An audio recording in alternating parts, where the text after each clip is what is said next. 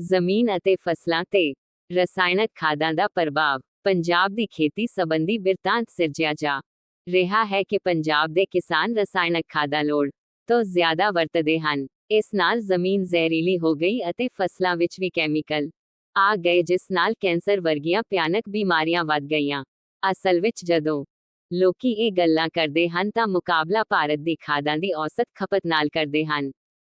ਮੁਕਾਬਲੇ ਵੇਲੇ ਭਾਰਤ ਅਤੇ ਪੰਜਾਬ ਦੀ ਅਸਲ ਸਥਿਤੀ ਲੁਕੋਈ ਜਾਂਦੀ ਹੈ। ਇਹ ਸਾਰਾ ਬਿਰਤਾਂਤ ਕਾਰਪੋਰੇਟ ਅਤੇ ਉਹਨਾਂ ਪੱਖੀ ਬੁੱਧੀਜੀਵੀਆਂ ਵੱਲੋਂ ਜਾਣ-ਬੁੱਝ ਕੇ ਸਿਰਜਿਆ ਜਾ ਰਿਹਾ ਹੈ ਕਿ ਪੰਜਾਬ ਦੇ ਕਿਸਾਨਾਂ ਦੀ ਉਪਜ ਨਾ ਵਿਕੇ। ਕਿਸਾਨ ਕਰਜ਼ਾਈ ਤਾਂ ਪਹਿਲਾਂ ਹੀ ਹਨ। ਕਰਜ਼ੇ ਦੇ ਦੱਬੇ ਕਿਸਾਨ ਜ਼ਮੀਨਾਂ ਵੇਚ ਜਾਣ ਤੇ ਉਹ ਸਸਤੇ ਭਾਅ ਖਰੀਦ ਲੈਣ। ਗੱਲ ਇਹ ਹੈ ਕਿ ਖੁਰਾਕ ਦੀ ਪ੍ਰੋਸੈਸਿੰਗ ਅਤੇ ਬਰਾਮਦਤਾ ਪਹਿਲਾਂ ਹੀ ਕਾਰਪੋਰੇਟ ਦੇ ਹੱਥ ਹੈ। ਜੇ ਖੁਰਾਕ ਦੀ ਪੈਦਾਵਾਰ ਵੀ ਉਹਨਾਂ ਦੇ ਹੱਥ ਆ ਜਾਵੇ ਤਾਂ ਖੁਰਾਕ ਤੇ ਪੂਰੇ ਦਾ ਪੂਰਾ ਕਬਜ਼ਾ ਕਾਰਪੋਰੇਟ ਦਾ ਹੋ ਜਾਵੇਗਾ। ਇਸ ਸਾਲ ਬਿਨਾਂ ਤਫਤੀਸ਼ ਕੀਤੇ ਪੰਜਾਬ ਦੇ ਚੌਲਾਂ ਨੂੰ ਭੰਡਣਾ ਇਸੇ ਦਾ ਨਤੀਜਾ ਹੈ। ਹਾਲਾਂਕਿ ਕੇਂਦਰ ਦੇ ਪਿਛਲੇ ਖੇਤੀ ਮੰਤਰੀ ਨਰਿੰਦਰ ਤੋਮਰ ਨੇ ਲੋਕ ਸਭਾ ਵਿੱਚ ਬਿਆਨ ਦਿੱਤਾ ਸੀ ਕਿ 50 ਸਾਲ ਤੋਂ ਚੱਲਦੇ ਤਜਰਬੇ ਦੱਸਦੇ ਹਨ ਕਿ ਸਹੀ ਢੰਗ ਨਾਲ ਖਾਦਾਂ ਵਰਤਣ ਨਾਲ ਜ਼ਮੀਨ ਦੀ ਸਿਹਤ ਵੀ ਠੀਕ ਰਹਿੰਦੀ ਹੈ ਅਤੇ ਉਤਪਾਦਕਤਾ ਵੀ ਬਰਕਰਾਰ ਰਹਿੰਦੀ ਹੈ। ਪੰਜਾਬ ਵਿੱਚ ਵੀ ਅੱਜ ਤੱਕ ਕਿਤੋਂ ਇਹ ਰਿਪੋਰਟ ਨਹੀਂ ਆਈ ਕਿ ਰਸਾਇਣਕ ਖਾਦਾਂ ਵਰਤਣ ਨਾਲ ਜ਼ਮੀਨ ਖਰਾਬ ਹੋ ਗਈ ਅਤੇ ਫਸਲ ਦਾ ਝਾੜ ਘਟ ਗਿਆ। ਜਿੱਥੋਂ ਤੱਕ ਭਾਰਤ ਦੀ ਔਸਤ ਨਾਲੋਂ ਵੱਧ ਖਾਦਾਂ ਵਰਤਣ ਦਾ ਸਬੰਧ ਹੈ, ਉਸ ਦੇ ਕਾਰਨ ਹਨ। ਮੁੱਖ ਕਾਰਨ ਹੈ ਭਾਰਤ ਦਾ ਸਿਰਫ 37% ਰਕਬਾ ਹੀ ਸਿੰਚਾਈ ਹੇਠ ਹੈ, ਜਦਕਿ ਪੰਜਾਬ ਦਾ 98% ਹੈ। ਫਸਲ ਪਾਣੀ ਦੇ ਨਾਲ ਵੱਧਦੀ ਹੈ। ਜੇ ਤੁਹਾਡੇ ਕੋਲ ਪਾਣੀ ਹੀ ਨਹੀਂ, ਬਾਰਿਸ਼ ਤੇ ਨਿਰਭਰ ਹੈ ਤਾਂ ਫਸਲ ਦਾ ਝਾੜ ਘੱਟ ਹੋਵੇਗਾ। ਜੇ ਝਾੜ ਘੱਟ ਹੋਵੇਗਾ ਤਾਂ ਖਾਦ ਦੀ ਲੋੜ ਵੀ ਘੱਟ ਪਵੇਗੀ। ਦੂਜੀ ਗੱਲ, ਫਾਸਫੋਰਸ ਅਤੇ ਪੋਟਾਸ਼ ਖਾਦਾਂ ਦੀ ਵਰਤੋਂ ਹੀ ਬਿਜਾਈ ਵੇਲੇ ਕੀਤੀ ਜਾਂਦੀ ਹੈ। ਜੇ ਬਿਜਾਈ ਵੇਲੇ ਤਰਵੱਤਰ ਨਹੀਂ ਤਾਂ ਫਿਰ ਇਸ ਦੀ ਵਰਤੋਂ ਨਹੀਂ ਕੀਤੀ ਜਾਂਦੀ। ਇਸੇ ਕਰਕੇ ਸਮੁੱਚੇ ਭਾਰਤ ਵਿੱਚ ਖਾਦਾਂ ਦੀ ਔਸਤ ਵਰਤੋਂ 141 ਕਿਲੋ ਹੈਕਟੇਅਰ ਹੈ ਤੇ ਪੰਜਾਬ ਦੀ 254 ਕਿਲੋ ਹੈਕਟੇਅਰ ਹੈ। ਜੇ ਫਸਲ ਵਿਰਲੀ ਹੈ ਤਾਂ ਕੀੜੇ ਤੇ ਬਿਮਾਰੀਆਂ ਵੀ ਘੱਟ ਲੱਗਦੇ ਹਨ। ਇਸੇ ਕਰਕੇ ਭਾਰਤ ਦਾ ਝੋਨੇ ਦਾ ਝਾੜ 42 ਕੁਇੰਟਲ ਪ੍ਰਤੀ ਹੈਕਟੇਅਰ ਹੈ, ਜਦਕਿ ਪੰਜਾਬ ਦਾ 75 ਕੁਇੰਟਲ ਪ੍ਰਤੀ ਹੈਕਟੇਅਰ ਹੈ। ਕਣਕ ਦੀ ਔਸਤ ਪੈਦਾਵਾਰ ਪੰਜਾਬ ਵਿੱਚ 50 ਕੁਇੰਟਲ ਪ੍ਰਤੀ ਹੈਕਟੇਅਰ ਹੈ। ਭਾਰਤ ਦੀ 35 ਕੁਇੰਟਲ ਦੇ ਮੁਕਾਬਲੇ ਦੋਨੋਂ ਫਸਲਾਂ ਦਾ ਔਸਤ ਝਾੜ ਪੰਜਾਬ ਦਾ 74% ਵੱਧ ਹੈ। ਜਦੋਂ ਝਾੜ ਵੱਧ ਲੈਣਾ ਹੈ ਤਾਂ ਖੁਰਾਕ ਵੀ ਵੱਧ ਦੇਣੀ ਪਊ। ਹੁਣ ਗੱਲ ਕਰਦੇ ਹਾਂ ਇਹਨਾਂ ਖਾਦਾਂ ਵਿੱਚ ਕੀ ਰਸਾਇਣ ਹਨ ਅਤੇ ਕੀ ਉਹ ਜ਼ਹਿਰੀਲੇ ਵੀ ਹੋ ਸਕਦੇ ਹਨ। ਸਭ ਤੋਂ ਵੱਧ ਵਰਤੀ ਜਾਣ ਵਾਲੀ ਖਾਦ ਹੈ ਯੂਰੀਆ, ਜੋ ਬੂਟੇ ਦੀ ਨਾਈਟ੍ਰੋਜਨ ਦੀ ਲੋੜ ਦੀ ਪੂਰਤੀ ਲਈ ਵਰਤੀ ਜਾਂਦੀ ਹੈ। ਬੂਟੇ ਦੀ ਹਰਿਆਵਲ, ਜਿਸ ਨੂੰ ਕਲੋਰੋਫਿਲ ਕਹਿੰਦੇ ਹਨ, ਲਈ ਨਾਈਟ੍ਰੋਜਨ ਜ਼ਰੂਰੀ ਹੈ ਅਤੇ ਕਲੋਰੋਫਿਲ ਨਾਲ ਹੀ ਫਸਲ ਦੇ ਵਧਣ ਫੁੱਲਣ ਲਈ ਪੱਤਿਆਂ ਵਿੱਚ ਖੁਰਾਕ ਬਣਦੀ ਹੈ। ਇਹਨਾਂ ਹੀ ਨਹੀਂ, ਜਿਹੜੀ ਦਾਣਿਆਂ ਵਿੱਚ ਪ੍ਰੋਟੀਨ ਬਣਦੀ ਹੈ, ਨਾਈਟ੍ਰੋਜਨ ਉਸ ਦਾ ਜ਼ਰੂਰੀ ਹਿੱਸਾ ਹੈ। ਕਣਕ ਵਿੱਚ 12% ਅਤੇ ਚੌਲਾਂ ਵਿੱਚ 6.5% ਪ੍ਰੋਟੀਨ ਹੁੰਦੀ ਹੈ। ਇੱਥੇ ਮੈਂ ਇਹ ਵੀ ਦੱਸ ਦੇਵਾਂ ਕਿ ਇਨਸਾਨ ਦੇ ਖੂਨ ਵਿੱਚ ਵੀ 170 ਤੋਂ 300 ਮਿਲੀਗ੍ਰਾਮ ਯੂਰੀਆ ਪ੍ਰਤੀ ਲੀਟਰ ਹੁੰਦਾ ਹੈ। ਸਧਾਰਨ ਆਦਮੀ ਵਿੱਚ ਤਕਰੀਬਨ 5 ਲੀਟਰ ਖੂਨ ਹੁੰਦਾ ਹੈ ਅਤੇ ਇੱਕ ਤੰਦਰੁਸਤ ਆਦਮੀ 24 ਘੰਟੇ ਵਿੱਚ 25 ਤੋਂ 30 ਗ੍ਰਾਮ ਯੂਰੀਆ ਪਿਸ਼ਾਬ ਰਾਹੀਂ ਬਾਹਰ ਕੱਢਦਾ ਹੈ। ਯੂਰੀਆ ਕਿਵੇਂ ਬਣਦਾ ਹੈ? ਹਵਾ ਵਿਚਲੀ ਨਾਈਟ੍ਰੋਜਨ ਨੂੰ ਮੀਥੇਨ ਨਾਲ ਰਲਾ ਕੇ ਅਮੋਨੀਆ ਗੈਸ ਤਿਆਰ ਕੀਤੀ ਜਾਂਦੀ ਹੈ, ਜਿਹੜੀ ਦਬਾ ਹੇਠਾਂ ਤਰਲ ਵੀ ਬਣ ਜਾਂਦੀ ਹੈ।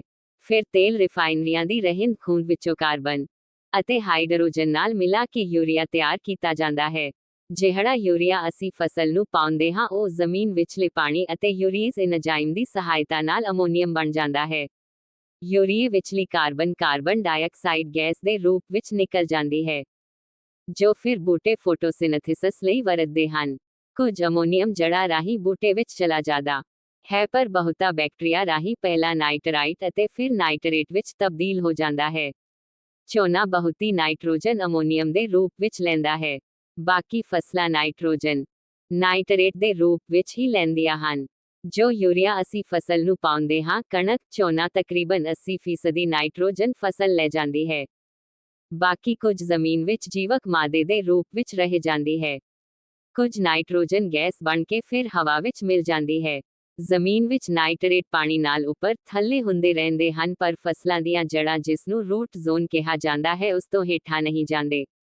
ਜਿਹੜੇ ਨਾਈਟਰੇਟ ਧਰਤੀ ਹੇਠਲੇ ਪਾਣੀ ਵਿੱਚ ਆਉਂਦੇ ਹਨ, ਉਹ ਸ਼ਹਿਰਾਂ ਦੇ ਸੀਵਰ ਸਿਸਟਮ ਅਤੇ ਪਿੰਡਾਂ ਦੀਆਂ ਬੋਰਹੋਲ, ਲੈਟਰੀਨਾਂ ਅਤੇ ਛੱਪੜ ਜਿਹੜੇ ਸੀਵਰ ਟੈਂਕ ਬਣੇ ਹਨ ਉਹਨਾਂ ਦੀ ਦੇਣ ਹੈ। ਦੂਜਾ ਤੱਤ ਹੈ ਫਾਸਫੋਰਸ, ਜਿਹੜਾ ਡੀਏਪੀ ਖਾਦ ਤੋਂ ਮਿਲਦਾ ਹੈ। ਇਹ ਵੀ ਬੂਟੇ ਵਿੱਚ ਖੁਰਾਕ ਬਣਨ ਲਈ ਜ਼ਰੂਰੀ ਹੈ ਅਤੇ ਇਨਸਾਨਾਂ ਲਈ ਵੀ ਜ਼ਰੂਰੀ ਹੈ। ਜ਼ਮੀਨ ਵਿੱਚ ਇਹ ਬਹੁਤਾ ਕੈਲਸ਼ੀਅਮ ਫਾਸਫੇਟ ਦੇ ਰੂਪ ਵਿੱਚ ਹੁੰਦਾ ਹੈ, ਪਰ ਇਹ ਫਸਲਾਂ ਦੀ ਲੋੜ ਤੋਂ ਘੱਟ ਹੈ। ਇਹ ਉਹ ਹੀ ਕੈਲਕੇਰੀਆ ਫਾਸ ਹੈ ਜਿਹੜਾ ਹੋਮੋਪੈਥੀ ਵਾਲੇ ਡਾਕਟਰ ਬੱਚਿਆਂ ਨੂੰ ਦੰਦ ਕੱਢਣ ਵੇਲੇ ਦਿੰਦੇ ਹਨ ਅਤੇ ਐਲੋਪੈਥੀ ਵਾਲੇ ਗਰਭਵਤੀ ਔਰਤਾਂ ਅਤੇ ਬਜ਼ੁਰਗਾਂ ਨੂੰ ਹੱਡੀਆਂ ਮਜ਼ਬੂਤ ਕਰਨ ਲਈ ਇਸ ਦੀ ਪੂਰਤੀ ਜ਼ਿਆਦਾਤਰ ਡੀਏਪੀ ਨਾਲ ਕੀਤੀ ਜਾਂਦੀ ਹੈ। ਡੀਏਪੀ ਰਾਕ ਫਾਸਫੇਟ, ਜੋ ਕਿ ਜਿਪਸਮ ਵਰਗੀ ਮਿੱਟੀ ਹੀ ਹੁੰਦੀ ਹੈ, ਉਸ ਤੋਂ ਬਣਦੀ ਹੈ। ਰਾਕ ਫਾਸਫੇਟ ਨੂੰ ਪਹਿਲਾਂ ਸਲਫਿਊਰਿਕ ਐਸਿਡ, ਜਿਸ ਨੂੰ ਗੰਧਕ ਦਾ ਤੇਜ਼ਾਬ ਕਿਹਾ ਜਾਂਦਾ ਹੈ, ਉਸ ਨਾਲ ਮਿਲਾ ਕੇ ਫਾਸਫੋਰਿਕ ਐਸਿਡ ਬਣਾਇਆ ਜਾਂਦਾ ਹੈ। ਫਿਰ ਇਸ ਨੂੰ ਅਮੋਨੀਆ ਨਾਲ ਮਿਲਾ ਕੇ ਡੀਏਪੀ ਬਣ ਜਾਂਦੀ ਹੈ। ਜਿੰਨੀ ਅਸੀਂ ਫਾਸਫੋਰਸ ਡੀਏਪੀ ਰਾਹੀਂ ਦੋਨੋਂ ਫਸਲਾਂ ਨੂੰ ਪਾਉਂਦੇ ਹਾਂ, ਤਕਰੀਬਨ ਉਨੀ ਹੀ ਫਸਲ ਲੈ ਜਾਂਦੀ ਹੈ।